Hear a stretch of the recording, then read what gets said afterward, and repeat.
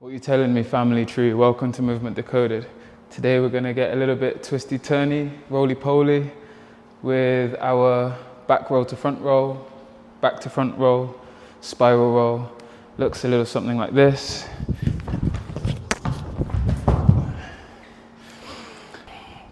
Let's break it down. Let's get into it. First thing we need to do is be comfortable onto our head. In a headstand, because a big element of it is that we're transitioning out from is around the head. So we want to be able to meet this tripod sort of base position, eventually bring the knees to the elbows, eventually lift the legs up. If you want to see from a different perspective, I have my arms about shoulder width distance, my forearms are completely vertical as I come up into this shape here.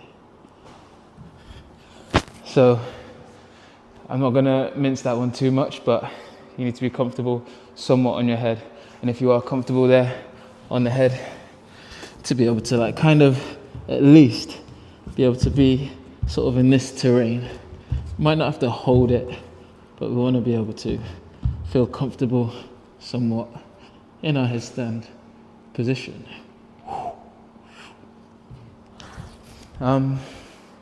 Second step, learning the first element of the back roll, which is, demonstrate from this angle, get to see a lot. Always looking over one shoulder. You can pick your dominant shoulder, not too fast. You're going to end up rolling over one shoulder and rolling over the other, so it's good to be ambidextrous with this movement. So I recommend drilling both sides, but I'm going to look over this left shoulder, the arm spots down, the same foot taps down towards the ground, the opposite foot tries to point up towards the sky. So we just learn these back rolls here. I gaze to the right, my right arm supports, my right foot comes down, I lift up high into this tripod base and push back. And this is the element of the back roll. Next, we need to figure out in slow time what's actually happening in the roll, because it is a bit discombobulated when you're popping up and spinning, and it's hard to kind of just go for it. So to map the muscle memory in the body, we can do this quite slowly by keeping the same roll. But here, the leg that's up is the side that I'm rolling across. So from here, I just come all the way down onto the belly and do one panda roll, sausage roll, and coming up. So from a different angle, the leg that's in the sky is the side that I'm rolling.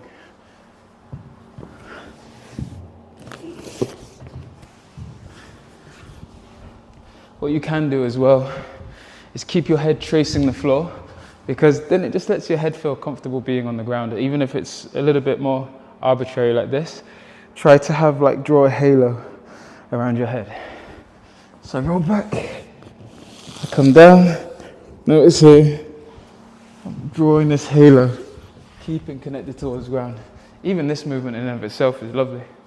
Lovely to put into your movement repertoire. Okay, bringing it back, how do we come from standing to seated? So eventually, if we're doing the back row, I'm just going to be demoing on the same side just to make it easy, and you don't have to try and fleet between left and right. But I suggest practicing both sides. We're kind of this whole time I've been demonstrating my left foot coming over and landing. So we want to generate a little bit of momentum for this leg here. How do we do that from standing? I'm going to bring my right hand down across in front of me. I'm just going to sort of pull and wind my body down. It's going to guide the same shin down to the ground and the same hip. And then all of a sudden, we're back here again. And we connect it into the roll.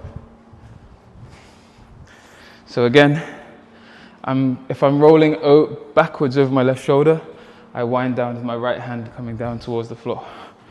So hand reaches down for the shin, for the hip, And then we take it into the row. Different angle.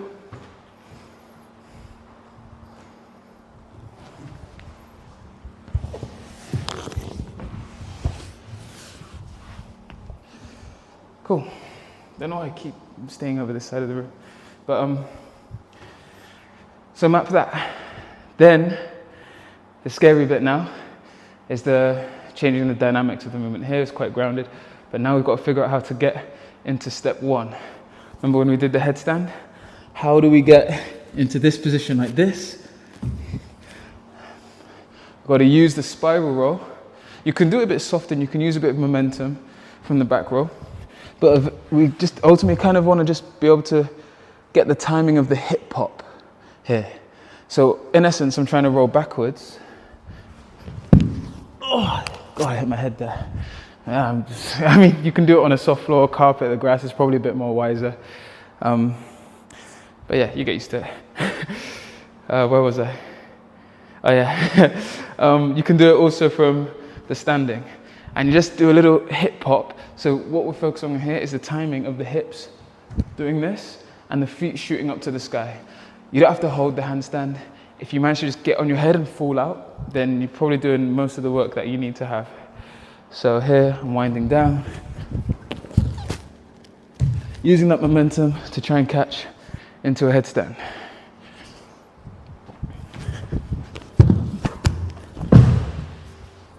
Notice here, not really too worried about where I land. Can I just get onto my head? Like so. Because when we get used to that, can we now try and time the momentum of the hip hop and a little bit more tidiness of the legs? So I want to try and shoot my legs up to the sky. So it's a little bit tidier there, popping up. Because that's kind of the scary bit of the roll. Now what we do with the arms, and just by virtue of the wind down, we're creating a spiral and a rotation through the body. So that's going to take care of the spin. Now a detail that really kind of just pieces it all together is the hand that's coming down to the ground is the same hand that after you pop the hips, is going to shoot across the body, like come across the face, and you're almost slicing the back of your hand. Slicing the back of your hand across, and it's going to force the shoulder down, wind you into the forward roll.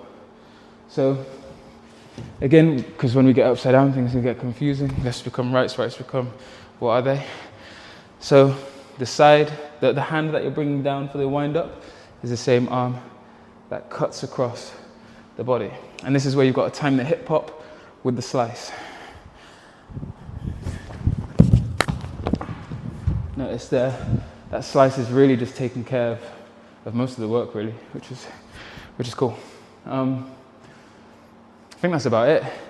Just slowly pick up the steps. If you get stuck at a certain step, just keep hammering it until it makes sense, then move on.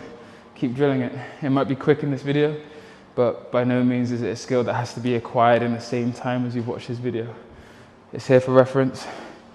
I guess I'll give a few examples from different directions, keeping the same side for clarity, and also because I don't want to do the other side. I've got a bit of a bruise on my back.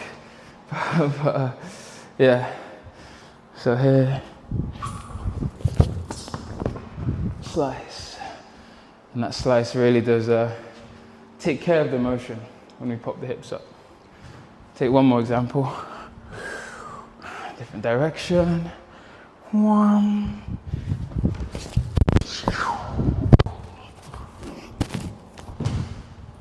little bit of a flex there, you know what I mean? I've also got a tutorial for that move somewhere. You're gonna have to just rummage through the videos. But yeah, hope that made sense. Love, love, love, gang. Nice and easy. Peace.